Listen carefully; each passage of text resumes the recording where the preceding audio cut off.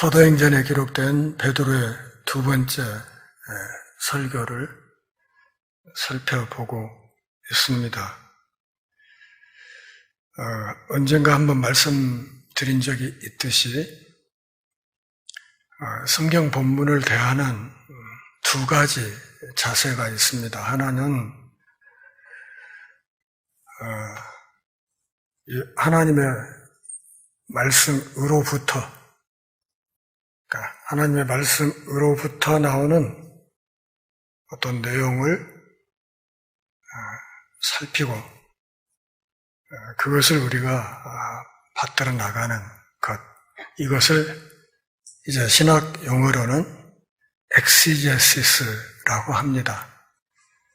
그러니까 이 엑시제시스라는 이 말을 보통 우리가 주석이라고 하는데, 주석 혹은 주해 그러죠.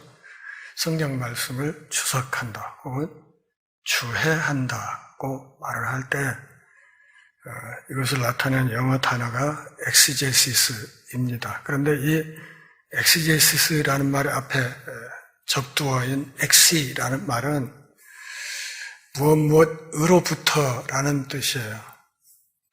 무엇으로부터, from canon, 하나님의 정경으로부터, from Bible, 성경으로부터, 혹은 from text, 성경 본문으로부터 나오는 그 메시지를 붙들고 가는 것을 말하죠.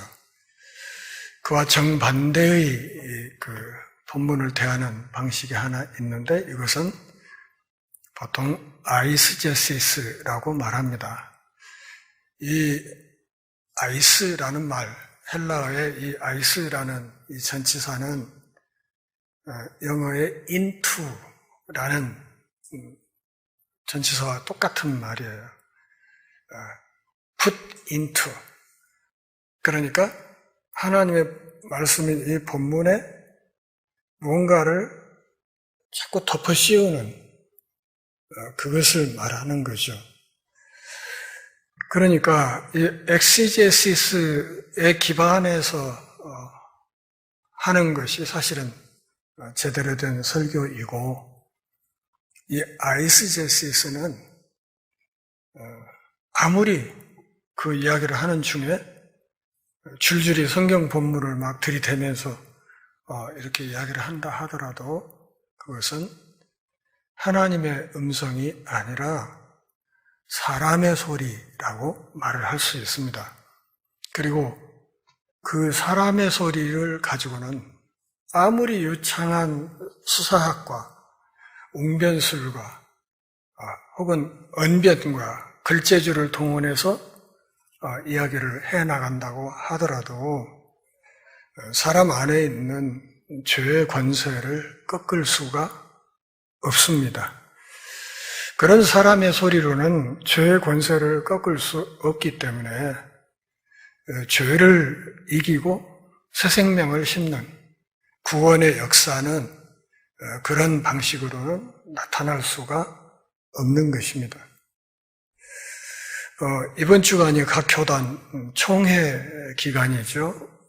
우리 교단은 월요일에 시작했고, 또 다른 큰 교단 하나는 어제 총회를 시작을 했습니다. 그래서 월요일부터 어제까지 이틀간 유튜브로 중계되는 총회 현장을 계속 지켜보고 있었습니다. 저로서는 관심이 가는 주제들도 있었기 때문에요.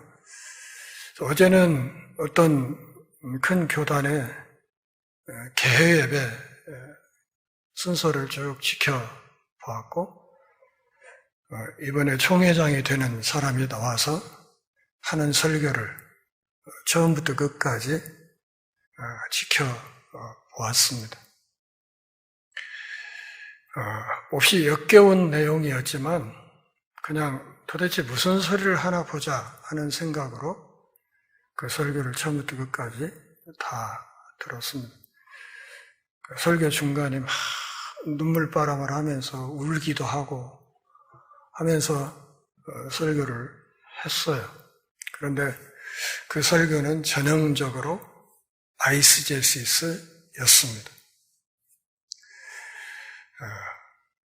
총회 장소로 제공되어 있는 명성교회의 부자 세습을 정당화하기 위한 목적을 가지고 이미 설교자가 하고 싶은 이야기의 틀을 딱 짜놓고 처음부터 끝까지 그 주제에 맞춰서 필요한 성경 구절만 쪽쪽 뽑아다가 이렇게 열고 하면서 하는 그런 이야기였기 때문에 저는 그것은 사람의 소리라고 생각을 했고, 그러면서 그 교단도 이제 완전히 망조가 들었구나 하는 생각을 하면서 참 속이 많이 상했습니다. 베드로의 이 설교를 통해서 우리가 배워야 될 것은 엑시제시스이지 아이스제시스가 결코 아닙니다. 지난주에 이 설교의 중요한 특징 한 가지를 말씀드렸죠. 뭐였습니까? 그것은 예수 그리스도 중심이었다 하는 거였습니다. 베드로의 이 설교의 핵심에 나사렛 예수 그리스도가 있었다. 조금 전에 제가 말씀드린 그 교단의 어제 개회예배, 총회 개회예배 설교에는 예수 그리스도가 없었습니다. 예수 그리스도라는 말이 없었다는 뜻이 아니라 그 안에 예수 그리스도가 제시하셨던 하나님 나라의 공의, 그리고 그 공의에 입각한 사랑과 평화가 전혀 없었다는 뜻입니다. 예수 그리스도 중심의 설교였다고 지난주에 말씀을 드렸습니다. 오늘은 이 설교의 또 다른 한 가지 특징, 죄와 씨름하는 설교였다. 이런 것을 말씀을 드리려고 합니다. 아마 이 이야기를 하다 보면 시간이 거의 될 것 같네요.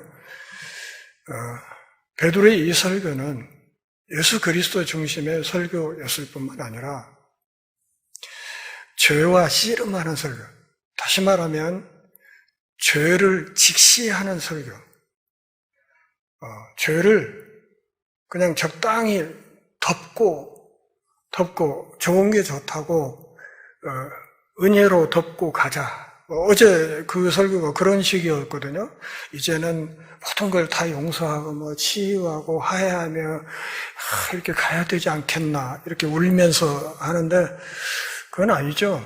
그래서 죄와 씨름하는 설교가 바로 이 베드로의 이 설교였다. 더 이제 다른 방식으로 말씀을 드리면 설교자인 베드로의 입장에서는 이 설교가 굉장히 불편한 설교였을 것이다. 그리고 설교자 입장에서는 굉장히 부담스러운 설교였을 것이다 하는 것입니다. 그러니까 거기 있는 청중들이 정말 듣기 힘들어하는, 어떤 의미에서는 설교하는 설교자를 향해서 그냥 돌팔매질을 할 수 있을 만한 그런 위태로운 내용을 가지고 베드로가 설교했다는 것입니다. 제가 이제 목회자로 30년 넘게 살아보니까 목회자의 길이 무엇인가 오늘 또 사실 이 말씀 앞에서 여러 가지로 생각을 했어요. 목회라는 게 도대체 뭘까 하는 생각을 여러 각도에서 말을 할 수 있겠지만 그 중에 한 가지는 선택하는 것이다 이런 생각이 들었어요. 그러니까 선택의 기로에 설 때가 참 많습니다. 그러니까 어떤 사안 또 어떤 상황에서는 이 일을 이렇게 하면 사람을 잃을 수 있고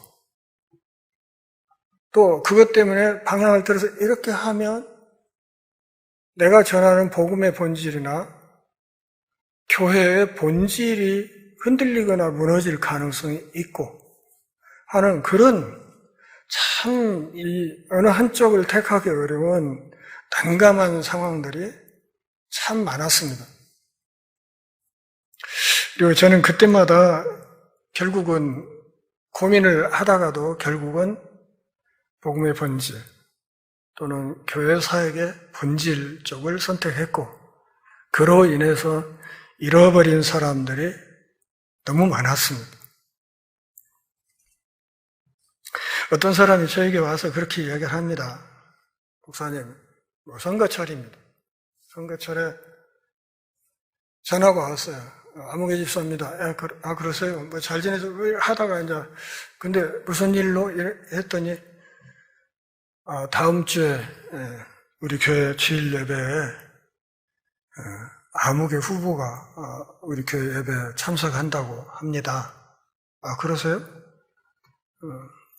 예배 참석하는 거야. 뭐 그분 자유니까 오라고 하시죠.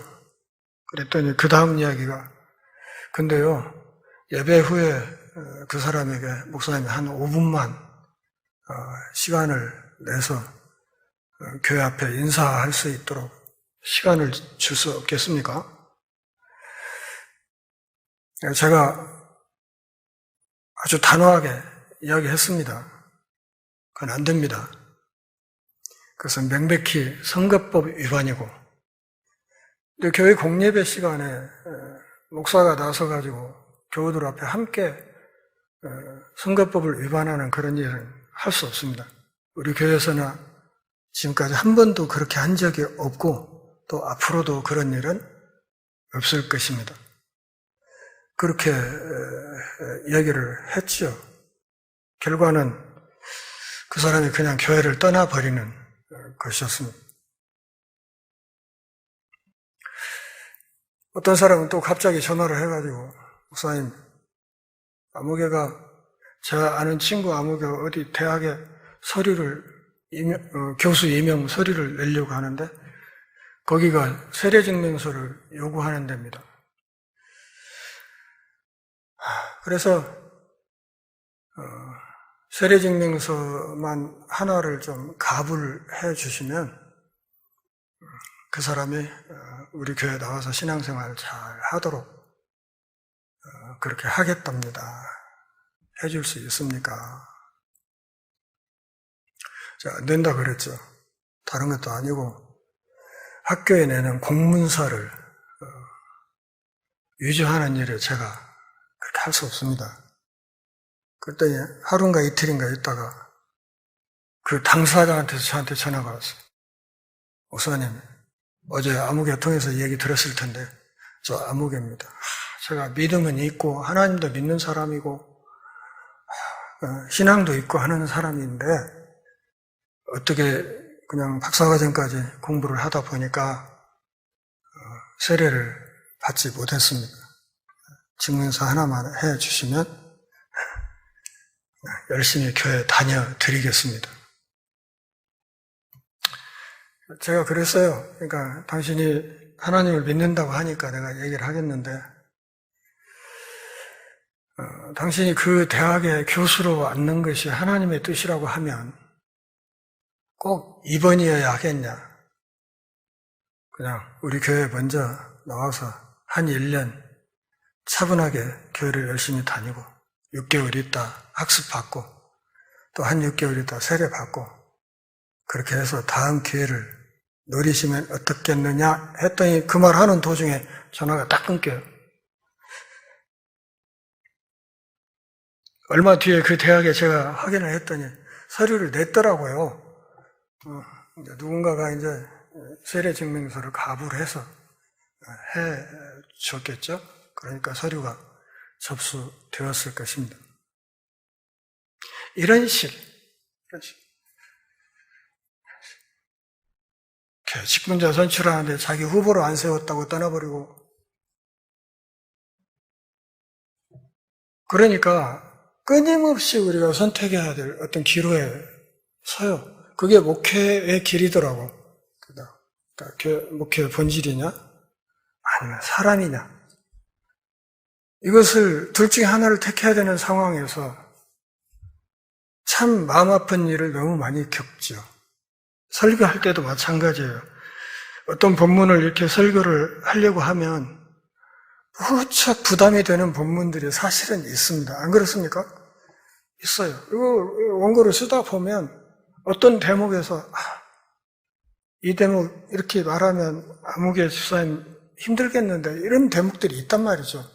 있으면 최대한 표현을 부드럽게 다듬어서, 그렇다고 피해갈 수는 없으니까 다듬어서 이렇게 하려고 애를 쓰고 이렇게 하는데도 정작 하고 나면 이렇게 뜻밖의 이렇게 설교 안에서 상처받았다는 사람들이 나오고, 어떤 분은 왜 목사님이 설교 때마다 나를 까냐고 이렇게 항의를 하다가 이렇게 떠나는 분들도 있고 그랬습니다.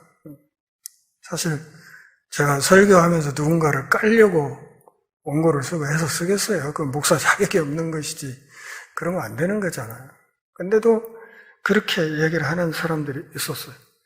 특별히 성도들이 자주 이렇게 타협하거나 거꾸로지고 있는 어떤 죄 문제를 건드리는 부분에 있어서는 저 역시도 엄청난 부담을 느끼는 것은 사실입니다. 이렇게 하면 또 부담스러워 할 건데, 이렇게 하면 또 서운해 할 건데, 속상해 할 건데, 이게 왜 생각이 안 되겠습니까? 그런데도 설교자로서 주어진 본문을 그냥 대충 두리뭉술이 이렇게 넘어갈 수는 없는 어떤 대목들이 있습니다. 사도 베드로는 이 설교를 하는 과정에서 죄에 대해서 말하는 데 있어서 아주 단호했습니다. 그래서 지금 설교를 듣고 있는 예루살렘 사람들이 아주 불편해할 만한 어떤 내용들을 이제 확인해 보시면 알겠지만 단호하게 그리고 직접적으로 접근에 들어가는 그것을 알 수 있습니다. 이전에 오순절 설교 때 했던 것보다 훨씬 더 직접적으로 베드로는 예수님을 부인하고 십자가에 못 박히도록 예수님을 빌라도에게 넘겨주었던 사람들의 죄를 눈에 띄게 강조하고 있습니다. 너희들이 예수를 이방인의 손을 빌어서 십자가에 죽도록 넘겨준 장본인들이다. 이 이야기를 지금 직설적으로 하고 있는 것입니다. 베드로는 좋은 게 좋다고 하면서 이 문제를 적당히 얼버무리면서 지나가지 않습니다. 그들이 기분 나빠하고 불편해하고 그래서 어쩌면 베드로에 대한 아주 심각한 반감을 가질 수 있을 그런 위험성이 있음에도 불구하고 그는 이 문제를 비껴가지 않았습니다. 그리고 지극히 개인적인 방식으로 그것을 짚어내고 있습니다. 베드로가 사람들의 죄에 대해서 이야기하기 시작할 때 여러분 본문을 잘 보시면 알겠지만 2인칭 복수 대명사인 너희라는 단어를 4번 사용하고 있습니다. 너희들이 뭐 좀 좋게 번역하면 여러분들이죠. 근데 사실 이 베드로가 말하고 있는 이 말에 본 뜻에 맞게 번역하면 너희들입니다. 너희들이 이 말을 4번씩 사용하면서 그들이 했던 모든 못된 행위들에 대해서 명확하게 짚어나가기 시작합니다. 앞에 이미 우리가 다뤘던 오순절 설교에서는 그는 딱 한 번만 너희라는 말을 썼었어요. 너희들. 딱 한 번 그렇게 얘기를 하고 오늘 이 2번째 설교에서는 이것을 무려 4번이나 이렇게 써나가고 있습니다. 아주 무뚝뚝하고 그리고 거친 뉘앙스를 가지고 이 표현을 하고 있습니다. 저는 개인적으로 이 첫 번째 설교와 2번째 설교를 비교해 보면서 아주 뚜렷하게 드러나는 차이거든요. 이것은 첫 번째 설교에서는 너희라는 말을 그리고 2번 설교에서는 이 말을 4번이나 쓰고 있는 도대체 뭐가 문제가 있었을까를 생각을 해보면 베드로가 첫 번 했었던 이 오순절 설교에 대한 나름대로 자기 자신의 그 설교에 대한 평가가 있었다고 생각합니다. 내가 그때 뭘 말했지? 그리고 어떻게 말했지? 그러면 그게 지금 제대로 했던 거였던가?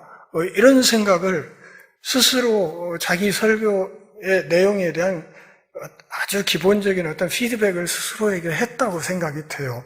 그러면서 나름대로는 첫 번째 설교에서 좀 약했던 부분들에 대한 반성이 있었을 것이다. 이렇게 생각이 돼요. 자기가 반성했던 부분이 뭐예요? 내가 죄 문제를 너무 무디게 짚었구나. 너무 이 사람들의 죄를 명확하게 지적하는 일을 내가 좀 너무 가볍게 했구나. 그걸 너무 가볍게 건드렸구나.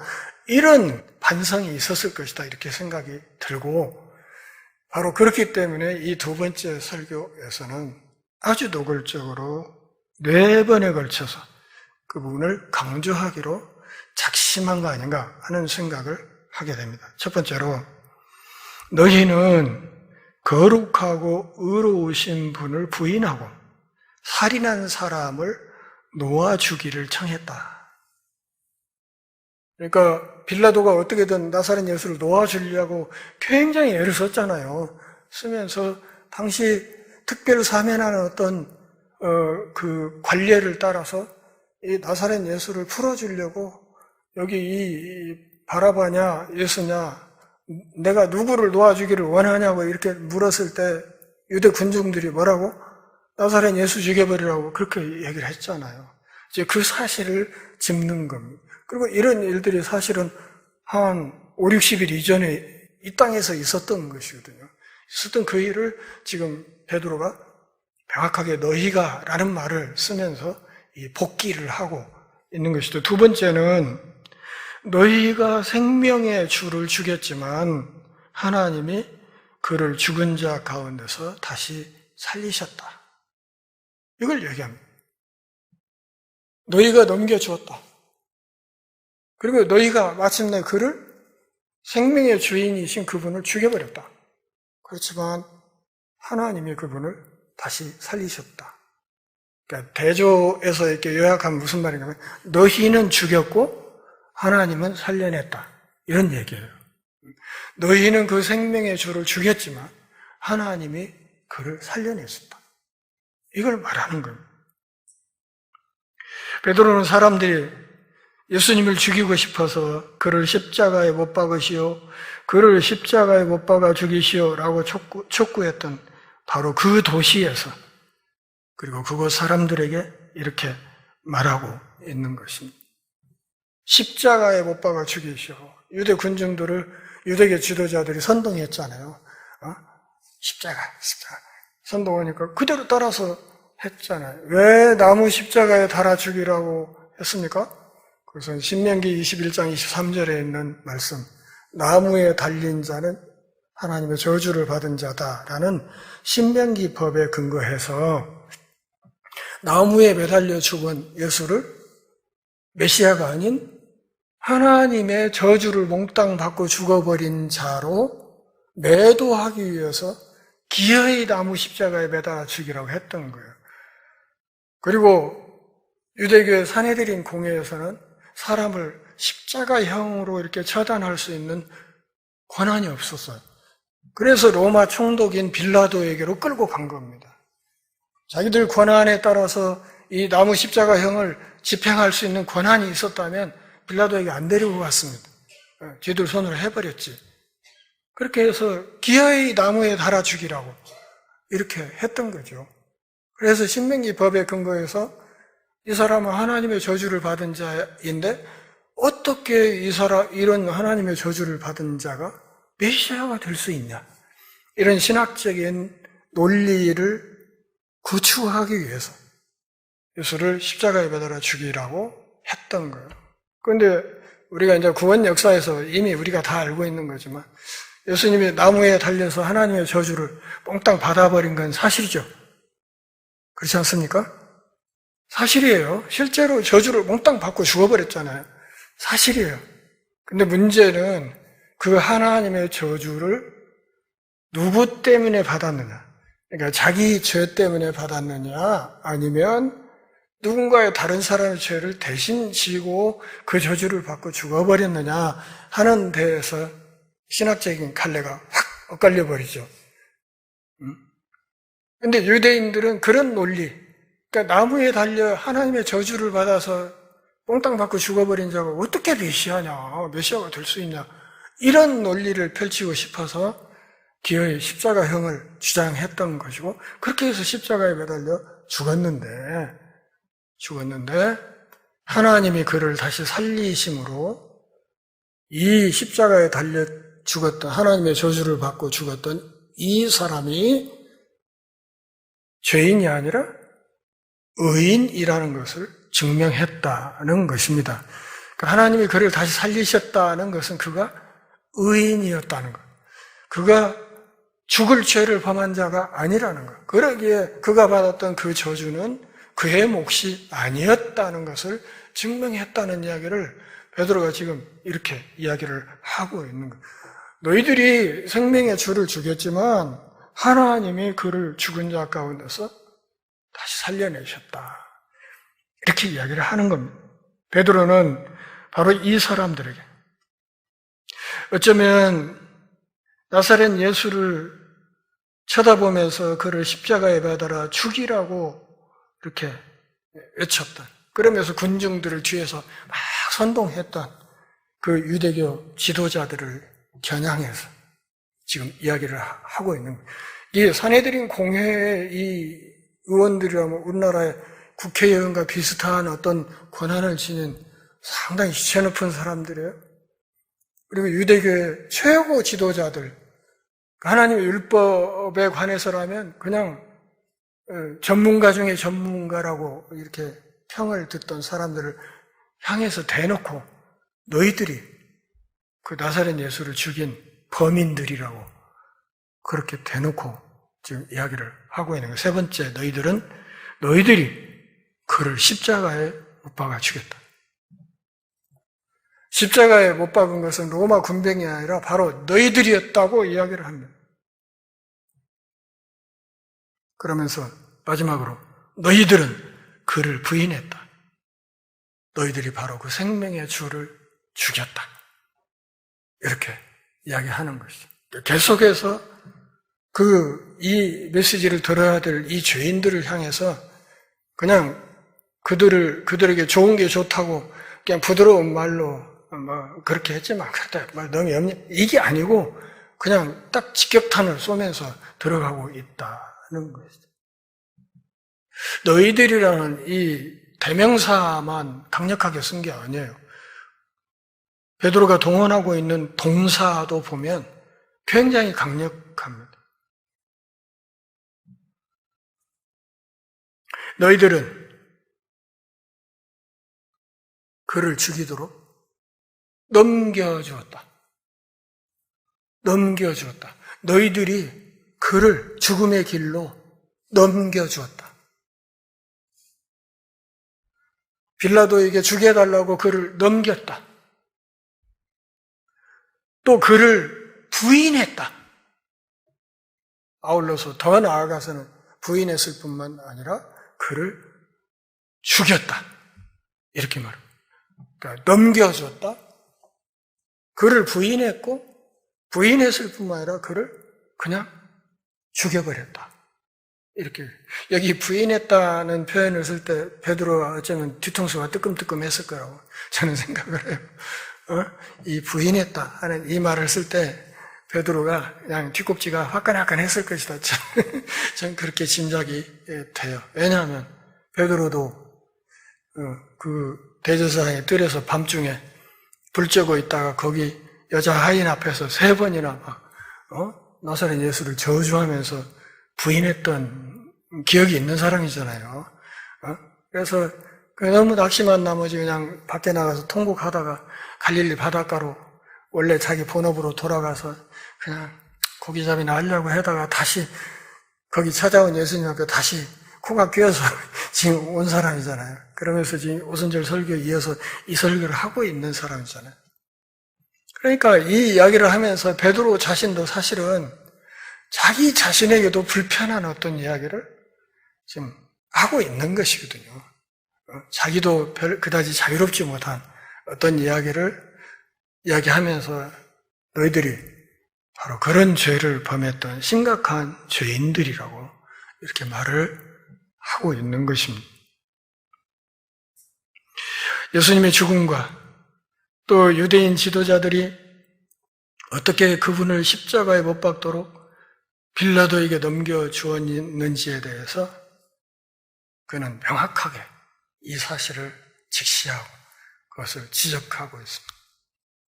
우리가 하나님의 말씀을 대할 때마다 이 사실을 자주 기억할 필요가 있습니다. 내가 누구인가? 좀 이따 말씀드리겠지만, 내가 바로 그 나사렛 예수를 죽인 무리 가운데 한 사람이구나 하는 인식이 정말 중요합니다. 어제 총회 그 중계방송을 보면서 제가 느낀 것은, 예수님이 지금 이 시대에 오신다고 하면 나사렛 예수를 십자가에 못 박아 죽일 자들이 저기 총회 안에 우르르 몰려 있구나 하는 그런 생각을 했습니다. 저놈들이 나사렛 예수를 죽이겠구나 그런 생각을 하게 됐어요. 유대인들이 예수님의 죽음을 요구했다는 주장에 반대하는 유대인들이 요즘도 많습니다. 유대인 신학자들 중에는 그런 사람들이 많습니다. 우리가 뭐 예수를 죽였다고 그래? 그런데 사실이죠. 유대인들이 나사렛 예수를 죽였죠. 근데 그걸 굳이 부정하고 싶어하는 유대교 지도자들, 또 유대교 랍비들이 꽤 많습니다. 유대교 입장에서 이게 상당히 민감한 부분이거든요. 적어도 나사렛 예수를 메시아로는 보지 않아도 그 선지자 중에 한 사람으로는 인정을 하고 있는데, 아무리 자기들 편한 대로 얘기를 해도 결국은 선지자를 죽였다는 이 올무를 벗어나기는 어렵잖아요. 이게 굉장히 불편해하는 신학적인 논리이기는 합니다. 빌라도라는 이방인에게도 죄가 있습니다. 이 사람이 나사렛 예수를 십자가에 못 박아 죽이도록 하고 와서 세숫대에 물 담아갖고 손 씻잖아요. 손 씻고 나는 이러고는 상관없은 게 이러고 돌아섰잖아요. 그렇다고 해서 이 죄가 없어집니다. 우리가 하고 있는 사도신경 안에 그 이름이 명확하게 꽂아져 들어가 있어서 모든 성도들이 신앙 고백할 때마다 이 악한 이름을 계속해서 들추고 있지 않습니까? 죄가 없는 게 아니에요. 빌라도 이 이방인에게도 나사렛 예수를 죽인 죄가 있습니다. 아울러 이곳에 있는 우리 모두 역시 예수님의 죽음에 대한 책임이 있습니다. 왜냐하면 우리 그렇게 고백하잖아요. 내 죄를 대신해서 죽으신 예수님. 그렇게 늘 신앙 고백하지 않아요. 그렇다면 결국 예수님을 죽인 것은 유대인들, 물론 유대인들 빌라도의 손을 빌어서 그 죽음의 길을 갔지만 결국 그분이 짐을 졌던 것은 인류의 죄짐이거든요. 그 죄짐이 그를 죽인 거거든. 그렇다면 우리에게 죄가 있다면 우리 역시도 그 나사렛 예수를 죽인 죄, 다시 말하면 그분의 죽음에 대한 책임이 일정 부분 우리에게도 있다. 이 사실을 인정해야 되는 것이다. 그런 말이죠. 어쩌면 우리가 한 2000년 전에 예수님 십자가에 죽이던 그 장소에 우리가 있었다면 우리 역시도 십자가에 못 박아 죽이라고 손들고 박수치면서 외쳤던 그런 사람들 가운데 하나였을 가능성이 높습니다. 베드로가 예루살렘에서 이 설교를 하고 있던 이 상황, 예루살렘의 수많은 사람들, 그리고 이 사람들을 베드로의 설교를 지켜보고 있는 당시 유대교의 수많은 지도자들의 이 칼날 같은 눈길을 베드로가 의식하지 못하겠습니까? 그걸 생각하고 있었죠. 저 사람들이 어떻게 도끼 눈을 뜨고 나를 지켜보면서 내가 하는 말을 듣고 있는지 다 알고 있었던 상황. 좀 이따 이제 저 뒷부분 가면서 보겠지만 베드로가 실제로 투옥되잖아요. 감옥에 잡혀가서 사형당하기 직전에 하나님이 극적으로 빼주기는 하지만 그런 일이 없었다면 그냥 거기서 그냥 목이 잘려 죽는 그런 상황, 그런 분위기와 지금 베드로가 지금 이 설교를 하고 있는 이 분위기에 큰 차이는 없는 상황이었어요. 그러니까 목숨이 왔다 갔다 하는 그런 상황에서 베드로가 그들의 죄를 명확하게 지적하는 이 민감한 설교를 하고 있었다는 것이죠. 어떻게 보면 베드로는 이 설교를 목숨 걸고 하고 있었다고 생각이 됩니다. 이 설교로 인해서 내가 죽을 수도 있다 하는 사실을 알지만 그럼에도 불구하고 내 증인이 되라고 했던 그 주님의 분부를 거부하거나 거역할 수가 없어서 거기에 순종하는 자세로 이 힘든 설교를 했을 것이다. 저는 그렇게 생각을 합니다. 그는 다른 사람들을 제외하고 유대인이라고 말하지 않았습니다. 그는 빌라도를 그가 말하고 있는 너희라는 이 말에 포함시켰습니다. 너희라고 했을 때 거기에 있는 유대인들한테만 한 말, 그건 아니에요. 이 말 안에는 빌라도도 거기에 다 들어가 있는 것이죠. 예수님의 죽음에 직간접적으로 책임이 있었던 모든 사람들을 포괄해서 너희라는 표현을 썼던 것이다. 그런 말입니다. 로마인이 포함된 너희. 그들은 실제로 유대인과 로마 사람들이 주어진 권력으로 힘을 합해서 그를 함께 나서서 죽였습니다. 모든 사람이 이 너희 안에 들어간다. 오늘 우리도 포함되어 있는 거죠. 너희가 죽였다. 너희가 그를 죽인 것이다. 한마디로 말하면 베드로는 자기가 하고 있는 이 설교에 물타기를 하지 않았다는 것입니다. 물타기. 좋은 게 좋다고 좋은 소리만 하고 잘 될 거예요. 좋을 거예요. 문제 없어요. 그냥 그대로 괜찮습니다. 이렇게 하지 않았다는 것이죠. 여러분, 내가 심각한 병에 걸렸는데 의사가 그렇게 얘기하면 어쩔 것 같아요. 괜찮아요. 가서 그냥 즐겁게 지내시고 그냥 맛난 게 드시고 하면 그냥 괜찮을 거예요. 시간 가면 괜찮아. 이렇게 얘기를 한다면 어쩔 것 같습니까? 여러분, 그런 의사를 명의라고 하겠습니까? 아니면 사기꾼이라고 하겠습니까? 그러니까 말씀을 다루는 사람들의 위치가 그런 거다. 그런 말이죠. 그러니까 그런 고민, 그런 부담을 안고 서야 되는 자리다. 그런 뜻이에요.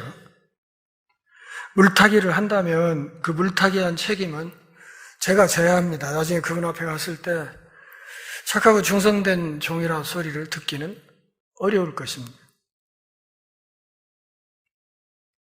우리 모두는 어떤 식으로든 예수 그리스도의 죽음에 책임이 있다는 사실을 깨달아야 합니다. 예수님이 체포되어서 재판받고 십자가에 못 박혀 죽을 때 우리가 거기 현장에 없었지만 그분을 그곳에 데려간 것은 다른 어떤 것이 아니라 오늘 우리들의 죄 때문이었다 하는 사실을 정직하게 인정하는 것이 중요합니다. 그러기에 오늘 베드로가 말하는 너희 속에 나는 예외가 아니라 나 역시 그 너희 안에 포함된 메시아를 죽인 죄인이라는 사실을 인정하는 것이 정말 중요하다는 것입니다. 만일 예수님이 오늘 이 자리에 오신다고 하면 우리는 오래전에 이스라엘 대중이 예루살렘에서 그를 배척했던 것처럼 오늘 우리도 그분을 배척하고 그들처럼 또 그분을 죽일 수도 있다 하는 사실을 정직하게 인정하는 것이 중요합니다. 집에 가셔서 이 사도행전 3장에 있는 베드로의 두 번째 설교를 한번 꼼꼼하게 다시 한번 읽어보시기를 바랍니다. 기도하겠습니다. 하나님 아버지, 오늘도 우리가 함께 모여 주의 말씀 앞에 엎드려 우리 신앙의 옷깃을 다시 여미는 복 주셔서 고맙습니다. 삶이 다하는 그날까지 하나님 앞에서 정직하게, 그리고 말씀을 희석시키지 않고 말씀을 정직하게 대하며 어떤 말씀이든지 하나님이 직접 나에게 주시는 말씀으로 기쁘게 받아들일 수 있도록 은혜를 허락하여 주옵소서. 특별히 나를 괴롭게 하고 나를 슬프게 하고 나를 부담스럽게 하고 나의 죄를 지적하는 말씀일수록 더 사랑하는 성숙한 믿음의 사람들이 다 될 수 있게 하옵소서. 예수님의 이름으로 기도합니다. 아멘.